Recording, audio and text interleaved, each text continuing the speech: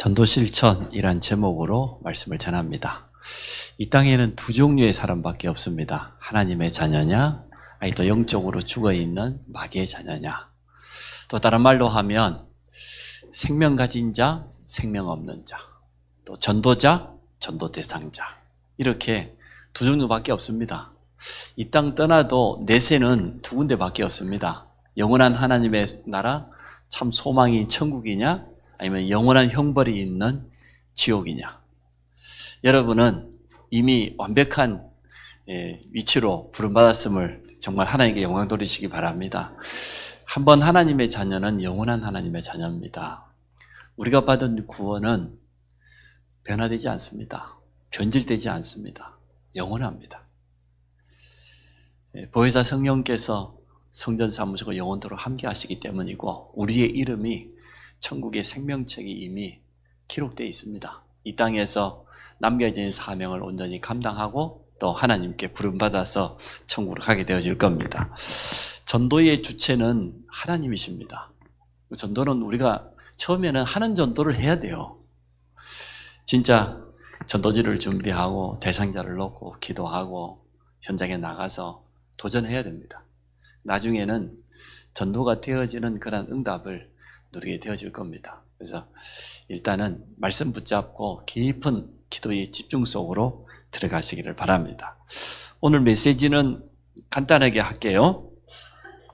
영접 이후에 전도 실천을 합니다. 구원받은 모든 사람은 전도자라고 그랬기 때문에요. 사실은 세 가족이 전도 실천하기 더 좋습니다. 전도 대상자는 주로 어디에 있냐고 하면 세 가족 주위에 있습니다.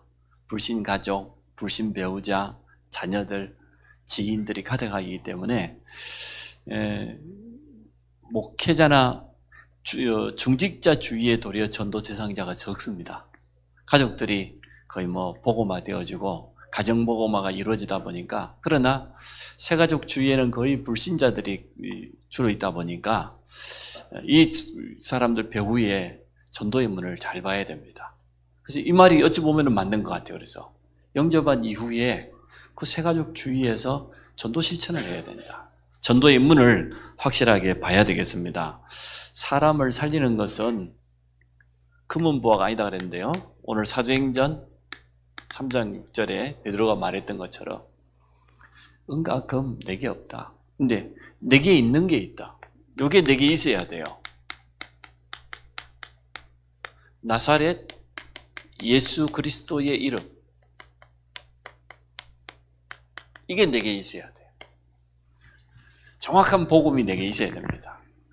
우리를 증인되리라고 약속했기 때문에 여러분이 그리스도의 복음을 풍성하게 누리시기 바랍니다. 내가 복음을 가지고 있으면, 또 이 복음을 누리고 있으면 대상자를 만나면 간단하게 줄 수 있죠. 안 가지고 있는 걸 주려니까 힘들지, 가지고 있는 걸 주는데 무슨 어렵겠습니까? 그것도 돈 드는 것도 아닌데 내게 있는 예수 생명을 또 다른 사람에게 전달하는 게 전도입니다. 누가복음 16장 19절로 35절에 31절에 보면 부자와 나사로 비유잖아요. 부자가 이 땅에서 아무리 호의호식을 하고 말이에요, 날마다 파티했다고 그랬지 않습니까? 친구들을 초청해가지고 잔치를 벌리고 비단 옷에 아무리 즐겨봐도 이 땅 떠나니까 영원한 형벌이에요. 지옥입니다. 주님께서 그런 예화를 왜 들으셨을까요? 세상 사람들, 불신자들이 지금 떵떵거리고 큰소리치고 살아가지만 사실은 그 사람들에게는 미래가 없다. 내세가 없다. 참 소망 없다. 눈에 보이는 육신의 것만 쫓아가다가 그러고 가는 거예요. 비석에다 그랬어야 돼요. 먹다, 자다, 싸다, 그러고 갔다. 그 써야 돼요.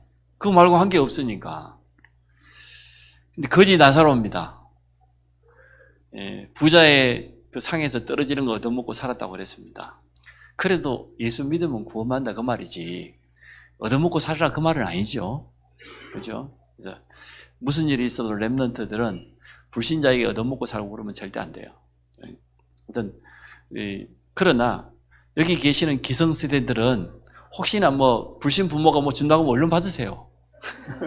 빨리 받아가지고 건축원금하고 그래야 되니까. 왜냐하면 불신자가 가지고 있어봐야 그게 유익이 안 됩니다. 불신 형제들에게 넘어가 봐야 그게 진짜 참 도움이 되냐? 안 돼요. 도리어 불신앙의 요소가 되었어요. 좀 세상에 좀 가지고 있는 거, 자랑할 만한 거, 그것 때문에 교만해집니다, 사람이. 죽거든 아무나 하지 마시고 할렐루야 얼른 받으세요. 사람을 살리는 것은 사회복지가 아닙니다. 국가에서 당연히 해야 되는 일인데 구제사업, 불이웃 돕기 하지 말라는 게 아니고 필요한 것이고 너무나 당연한 것이고 기본이지만 그러나 이것 가지고 생명을 살릴 수 있냐? 죽어버린 영혼을 살릴 수 있냐? 없지 않습니까?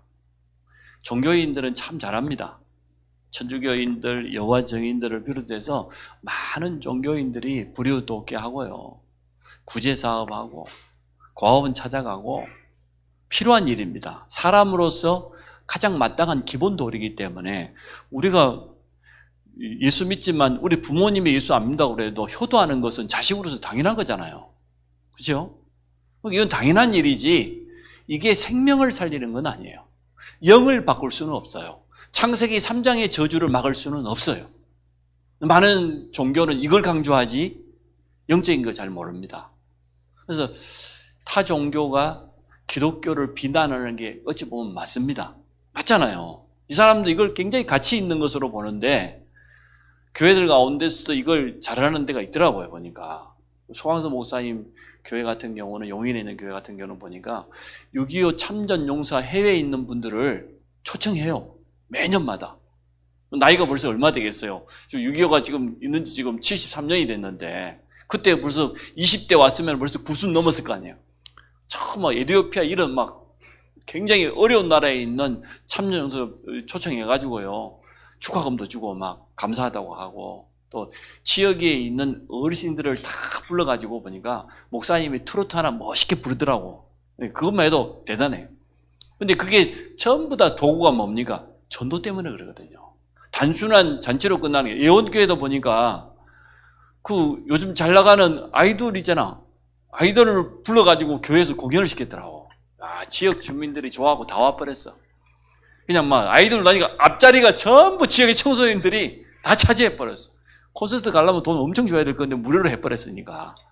그리고 그 중간쯤에는 보니까 그 지역에 있는 할아버지 할머니 다 와버렸어. 트로트 가서 몇 명 불렀더니. 야, 그래가지고 마지막에 복음 메시지. 우리의 목적은 거기에 있습니다. 만약 우리가 성전을 회복되어지고 또 성전이 쓸만해지면 지역에 있는 많은 사람들 도움 줘야죠. 마음껏 이용할 수 있도록. 주일날 우리 예배 드리면 되니까 나머지 평일날은 누구든지 와서 뭐 술 먹고 파티만 하지 말고 나머지는 와서 교회 와서 청소년 교육도 하고 연극도 하고 뮤지컬도 하고 뭐든지 하고 못할 게 뭐 있어요. 자, 사람을 살리는 것은 복음입니다. 사도행전 4장에 베드로가 말했지 않습니까? 이 병자가 어떻게 성하게 되었는지, 이 안진뱅이가 어떻게 자리를 떨치고 일어났는지 내게 묻는다고 하면, 질문한다면 뭐라고 대답했습니까? 너희가 십자가에 못 박아 죽였지만 하나님께서 죽은 자 가운데서 살리신 나사렛 예수 그리스도의 이름으로 이 사람이 성하게 되었다. 증인입니다. 증인이 필요해요. 전도는 말꾼이 필요한 게 아니라 증인이 필요하고 확신 가진 자가 필요합니다. 우리가 확신 가지고 말하면 성령께서도 확실하게 역사해요. 마귀에게 붙잡힌 인간, 운명에 묶여있는 인간, 불신자들도 이건 인정하지 않습니까? 병들고 가진 것이 없는 인간, 소외되어 있는 인간, 주님도 전도 대상자가 주로 누구였습니까? 안진병이, 문둥병자, 그리고 저 사창가에 있는 버림받고 사람들에게서 아예 성에서 쫓겨난 자들, 모든 사람이 무시하고 있는 그 사람들에게 가서 복음 전했거든요. 바리새인들에게도 가서 복음 전하고 뭐 제사장들에게도 복음 전했지만 세상에서 완전 버려진 자 같은 사람, 소외된 자들, 그들에게 찾아가서 참 소망의 메시지를 주었습니다. 우리나라에도 처음 복음이 들어올 때 누가 주로 받았습니까? 여자분들. 옛날에 여자들 사람 취급 안 했잖아요. 그 다음에 모슴, 종살이 하는 사람들, 천민들, 그런 사람들이 복음 받았어요. 일본은 반대로 귀족들에게, 왕족들에게 먼저 했거든요. 근데 일본은 지금 복음화 거의 안 됐어요. 엉망이에요. 가장 어려운 현장에 가서 복음의 빛이 비춰졌는데, 그게 나중에는 나라 전체를 바꾸는 그런 일이 났습니다. 초대교회가 로마 복음화를 한 것도 누구를 통했습니까? 로마 사람들, 귀족 자녀들, 어린아이들, 후대들부터 복음 전했어요. 그들이 종살이 하면서 나중에는 어떻게 돼요? 그들이 자라나가지고 각 분야의 최고의 전문가로, 엘리트로, 지도자로 서버리니까 자연스럽게 로마가 복음화됐어요. 그래서 우리 후대들을 살리는 것이 이렇게 중요합니다. 어렸을 때 들어간 것은 평생 갑니다. 렘넌트 사역자들은 이런 중요한 사명 가지고 또 임해 주시기를 바랍니다. 해결할 수 없는 오래된 문제를 가진 인간, 한마디로 말하면 영적 문제. 영적 문제의 시작은 창세기 3장입니다. 하나님 떠나서 찾아온 영적 문제는 그리스도 복음이 아니고는 절대로 안 됩니다. 감기는 가서 감기약 타 먹으면 되고 어디 가서 수술하면 되지만, 그러나 정신적으로 너무나 무너져 버리고 오랫동안 반복되어지는 영적인 문제에서 헤어나오지 못하고 가정과 가문에 끊임없는 저주가 계속 되물림되어지고 영적 문제거든요. 사단이 가져다주는 영적 문제를 그리스도 복음 외에는 절대로 해결할 수 없습니다. 그래서 이 소중한 복음을 우리에게 맡기신 겁니다. 내 주위에 안전명이와 같은 자가 누구입니까? 전도 대상자. 그래서 우리는 대상자를 이렇게 정합니다. 일단 낙심자 1순위, 2순위 우리 불신 가족들, 3순위 우리 주위에 있는 모든 지인들, 내가 알고 있는 모든 사람.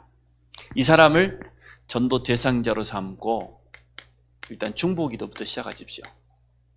우리가 기도할 때 성령께서 역사하시니까 전도의 주체는 하나님이시기 때문에 하나님의 성령께서 친히 그 사람 마음문을 열어주고 중요한 만남을 허락해 주셔야 되니까, 또 우리 입술에 정확한 복음이 선포되어야 되기 때문에 마음에 담고 기도부터 시작하시기 바랍니다.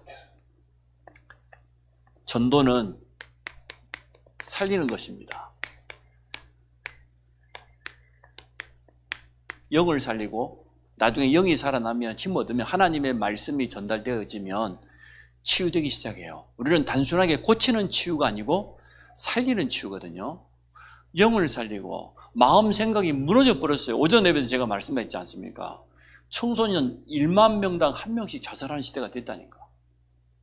청소년 중에 거의 자살을 생각해 본 청소년이 4분의 1이 넘어요. 근데 갈수록 이게 자살률이 가파르게 상승하고 있다.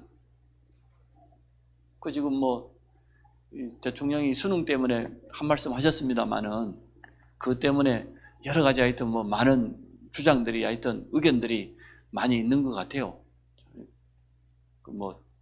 어쨌든 어찌되는지 모르겠습니다만은 사계육에 진짜 너무나 많은 경제가 그냥 흘러 들어가다 보니까 부모들은 허리가 진짜 휘겠어요. 보통 일이 아니에요, 이게 지금. 그래서 빨리 우리가 성전을 회복하고 금토일 시대를 통해서 토요일날 렘넌트 불러가지고 언어 중에 하나 가르쳐야 되고 악기 중에 하나 가르쳐야 되고 운동 중에 하나 가르쳐야 됩니다. 저는 그렇게 생각합니다. 미술도 가르치고 말이요, 음악도 가르치고 이렇게 해야 된다고 봐요. 교회에서 할 수 있다고 봐요.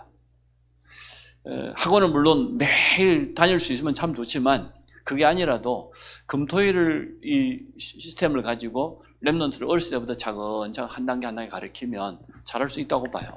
어쨌든 욕심이 나요. 중앙대는 음대가 여기 있으니까 학생들 돈 주고 데리고 와서 바이올린 본격적으로 가르쳐라. 토요일 한 3시간씩 4시간씩 계속 긁어라. 우리 렘넌트들도 좀 하고 그럼 얼마나 좋겠어요. 안 그래요? 드럼도 가르치고 말이에요.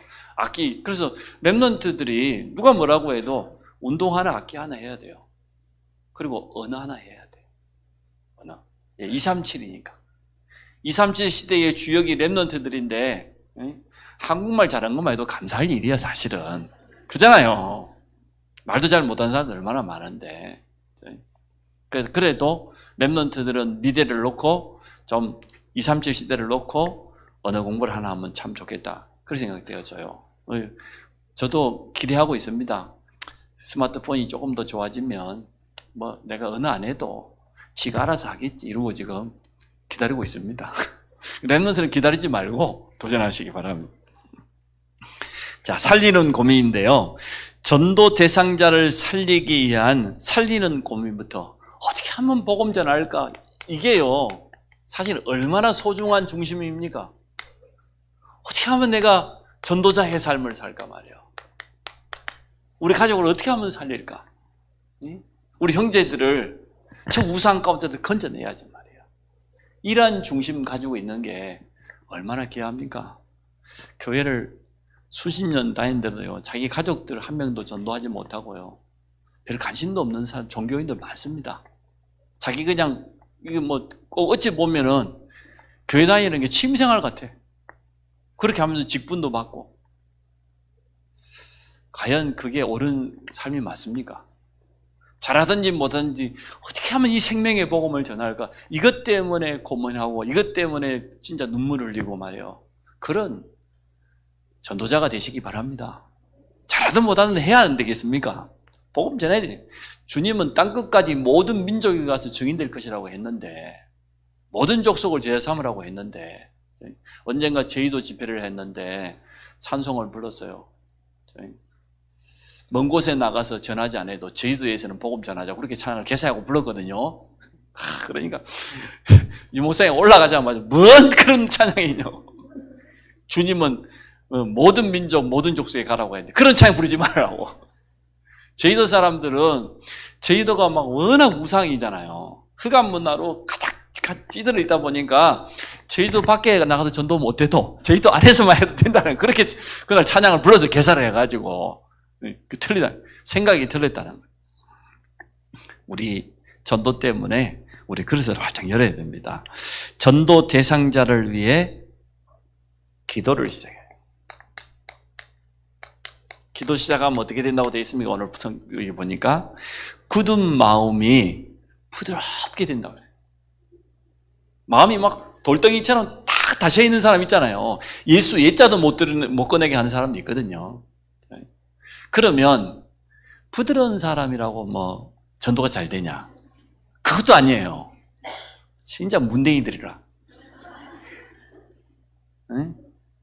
마누라한테 잘해주고 가족들한테 잘해주고 사회성 좋고, 이것들이 문댕이라. 가장 중요한 영적인 메시지만 깜깜해. 그렇게 사회성도 좋고 일도 잘하면서 도리어요, 강하게 거부하는 그 사람들이 무너지면 한순간에 무너져 버려요. 네, 뭐든지 이래도 저래도 그런 사람들이 좀 문제 있어요. 기도 많이 하세요. 믿으려면 확실히 믿고 안 믿으려면 확실히 안 믿고, 이 사람이 낫다니까. 깨지려면 훨씬 더 빨리 깨져요. 마음의 문이 활짝 열리도록 사도행전 16장 14절에 보니까 성경이 그랬습니다. 주께서 루디아의 마음의 문을 여사. 마음 문을 열어야 될 것 아닙니까? 문이 닫혀 있는데 어떻게 합니까? 복음을 듣지 못하도록 혼미케 하는 악한 영이 있습니다.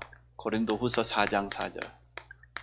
불신자를 얼마나 흑암 세력이 장하고 있는지, 복음의 광채만 비치지 못하도록 이들을 혼미케 한다고 그랬어요. 다른 거는 다 알아듣는데, 세상 이 말은 잘 알아듣는데 말이에요. 영적인 것만 딱 깨닫지 못하도록. 창세기 3장의 이 영적 사실을 모르니까요, 요즘 명품들 보니까 순 뱀 가지고 액세서리 다 만들어요. 팔찌 만들고 목걸이 전부 뱀이에요. 뱀. 시계도 뱀이라. 뱀 떼가리 그대로 묘사해가지고 시계 만들고, 하나같이 그리 만드는 명품들이 참, 어쩌면 전 세계에 한 번도 만나고 의논한 적이 없는데 모든 민족마다 뱀, 용 다 다 있습니다. 똑같습니다. 만나가지고 의논하면서 그린 것도 아닌데 문화재들이 하나같이 그래요. 그러니까 사단은 하나라. 하나님이 한 분인 것처럼 악한요 우두머리 하나예요. 우리가 영적인 싸움을 해야 됩니다. 기도하고 있으면 정확한 시간표에 만남이 되고 복음이 전달됩니다. 우리는 그래서 이걸 기다리고 있는 겁니다. 하나님의 시간표. 근데 하나님의 시간표를 가만히 기다리는 게 아닙니다. 기도 속에서 여러분이 하나님의 시간표를 기다리십시오. 그래야 성령의 인도를 받습니다. 전도자 바울이 모든 지역에 들어가면 제일 먼저 뭐 했습니까? 마가다라방 오순절의 역사부터 처음 했어요. 전도의 문이 열릴 때까지 성령께서 역사하시도록 기도운동부터 시작했어요. 드로아의 밤 잘 알지 않습니까? 무시아에서 성령께서 모든 걸 막았는데 그 밤에 뭐 했습니까? 마가다라방의 역사를 또 처음 한 거예요. 제일 먼저. 에베소 지역의 역사 일어나기 전에도 마찬가지요. 마가다라방에 임하였던 성령께서 역사하셔야 모든 문이 열리기 때문에 바울은 언제나 그게 첫 번째였어요. 여러분이 전도를 놓고 내 자신이 먼저 성령 충만하도록 기도하시기 바랍니다. 내가 영적인 힘을 얻고 내게 하나님이 함께 하시는 증거가 있고 불신자가 보기에도 정말로 하나님이 너와 함께 계시다. 그게 전도니까요. 자, 세 번째, 기도하면서 세 가지를 한번 교회에 초청한다든지 다락방에 초청한다든지 방문을 한다든지 사역자에게 연결한다든지 사역자하고 같이 동반자로 찾아간다든지 그렇게 하면 되겠죠. 네 번째, 전도에 대한 오해입니다. 바울이 말했습니다. 고린도전서에 보니까 내 말이 지혜와 설득력이 있는 말에 있지 않다. 내 전도함이 말 잘한다고 해서 전도되는 건 아니다. 오직 성령과 그 능력으로 확신 가운데 그렇게 바울은 말했습니다. 말주변, 전도는 사람의 말로 설득해서 되는 것이 결코 아닙니다. 성령의 나타남과 능력으로 됩니다. 전도 훈련을 받은 사람만이 전도하는 것은 아닙니다. 시간표, 모든 것에는 시간표가 있습니다. 때가 되면 나 여호와가 속히 이루겠다고 했는데요. 그래서 결론을 이렇게 맺습니다. 낙심자 캠프.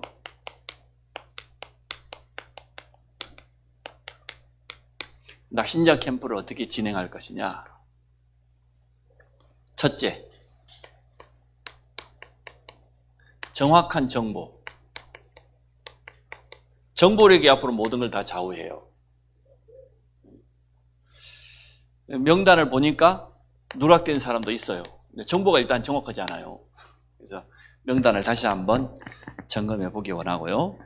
3인 1조 보니까 팀 구성을 참 잘했어요. 팀 구성.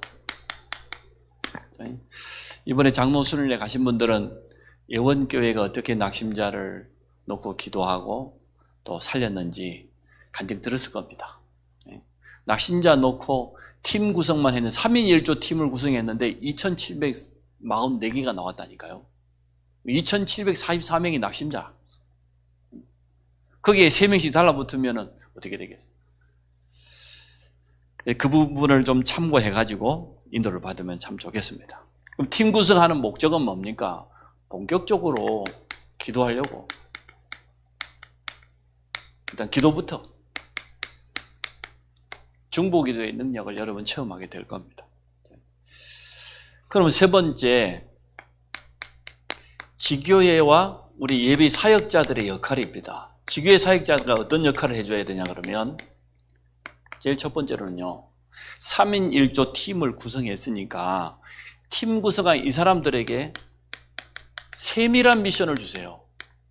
팀 구성해서 전도회를 그렇게 하지 마시고 어떻게 할 건지 구체적으로. 팀 구성은 참 잘 돼 있는데 어떻게 이 사람들을 도울 거냔 말이에요. 낙심자를. 때로는 막상 찾아가기 힘든 사람들도 많이 있을 거예요. 그런 경우에는 주교 사역자들이 함께 가고 이렇게 하면서 미션을 전달하고 그리고 함께 해야 됩니다. 함께 신방도 하고 또 지교회 사역자들이 전도 시스템을 만들어줘야 돼요. 한마디로 말하면 다락방부터 교회 온다 한들 이 사람이 말씀으로 충분히 양육되고 치유되지 않으면 또 떠날 건데 중요한 거는요, 교회 데려오는 게 문제가 아니잖아요. 이 사람이 정말로 믿음이 이번에 확실히 자라고 교회 뿌리 내릴 수 있도록 제자화 될 수 있도록 도와주는 게 중요하기 때문에 팀 구성만 할 게 아니라 미션 주고 찾아가고 그리고 배우 위에는 전도 시스템을 딱 만들어 놓고 청소년들도 마찬가지입니다. 이렇게 주교회 사역자들이 도와주면 좋겠습니다. 그리고 우리 교회 내에 지금 준비해야 될 겁니다. 교회 내는 좀 시급하게라도 새가족 교실, 새가족 교제, 새가족 팀을 딱 구성해야 됩니다. 3.1조 팀 중에 뭐 교회화 된 사람을 또 팀을 묶어주면 되겠죠. 좀 장소도 좀 준비하고 이렇게 해야 되겠습니다. 일단 우리 교역자들하고 이 부분은 기도하면서 인도받도록 그렇게 하겠습니다. 그래서 말씀드렸듯이 현장에서 전도의 시스템, 말씀운동과 연결되지 않으면 또 헛수고되죠. 한번 그냥 낚시장 캠프 한 번 하는 걸밖에 지나가는 것밖에 안 돼요. 교회와 현장 안에 시스템이 준비돼야 돼요. 지속할 수 있는 시스템을 갖추고 지속할 수 있는 사역자가 준비돼야 돼요. 그게 키입니다. 결국은. 사역자가 있느냐 없느냐 이게 키라니까요. 그래서 현장에서 말씀운동과 충분히 연결되어지고 치유될 수 있도록 이렇게 되고 난 다음에 교회화되어지고 말이야. 이 사람이 치유되고 나중에는 제자화되어지는 이러한 응답까지 가게 되어질 겁니다. 한 가지만 더. 걸림돌. 낙심자를 살리고 전도 대상자를 살리는데 걸림돌이 분명히 있습니다. 그 걸림돌을 알고 제거해 줘야 됩니다. 많이 있겠습니다만은 사단이 가장 방해하니까 영적 싸움이죠. 복음의 강체만 비치지 못하도록 혼미케 한다고 그랬기 때문에 영적 싸움이 제일 먼저 필요합니다.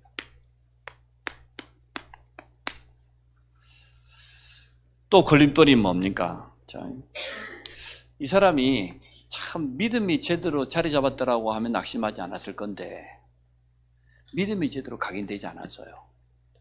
그래서 하나님의 말씀으로 충분히 양육돼야 돼요. 믿음은 들음에서 나고 들음은 그리스도의 말씀으로 말미암다 했기 때문에 복음의 말씀을 충분히 듣고 자신의 것으로 자기의 신앙 고백할 수 있는 거기까지 도와줘야 됩니다. 이게 치유 중에 치유입니다.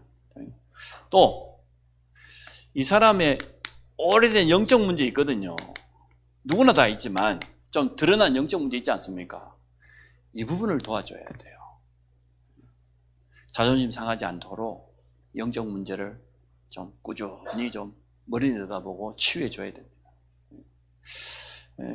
은혜 받았다가도 자기 영적 문제에 도지면은 휙 돌아가 보잖아요. 그래서 조급해서 하게 할 일이 아니고 지속해야 될 사역입니다. 네 번째, 상상애로 갈등 많습니다. 갈등을 없애줘야 돼요. 갈등 중에 제일 큰 갈등은 누굴까요? 가족입니다. 그럴 겁니다. 가족들 간에 부부 간에 불화라든지 여러 가지 갈등 요소들이 있어요. 그런 부분들을 제거해 줘야 돼요. 가족들이 함께 기도하고 도와줘야 돼요. 다섯 번째, 대부분 낙심자들은 우선순위가 없어요.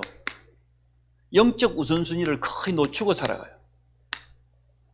영적 우선순위 가르쳐줘야 됩니다. 그래서 참 내 삶에서 가장 소중한 게 예배인데 이런 축복들을 누릴 수 있도록. 또 질병 가지고 있는 사람들 많습니다. 영적 문제뿐만 아니라. 그래서 영적 문제 치유와 함께 뭐 질병이라든지 경제 부분이라든지 삶이라든지 이런 부분도 좀 도와줘야 됩니다. 삶을 치료해 줘야 돼요. 이렇게 낚시자 캠프를 진행해 보도록 그렇게 하겠습니다. 그래서 우리 다음 주에 우리 지교회 사역자들 한번 만나기로 하고요. 구체적으로 좀 미션도 주시고 또 현장에다 일단 말씀 운동 시스템을 차근차근 준비하십시오. 사역자들을 좀 준비시켜 가지고 또 교회 안에 또 새가족 시스템도 세우고 이렇게 하면서 낚신자 캠프를 하고요. 낚신자 캠프와 함께 말씀드렸듯이 불신가족 여기까지 명단에 좀 추가하도록 그렇게 해보겠습니다. 그래서 우리 본격적으로 기도하면서 전도 축복을 우리 모든 성도들이 회복하기를 주의 이름으로 축원합니다. 하나님, 나와 함께 하시는 그리스도, 내 안에 있는 예수 생명의 비밀이 또 다른 사람에게 전달되어지는 전도자의 삶을 살도록 축복하여 주옵소서. 예수 그리스도 이름으로 기도합니다. 아멘.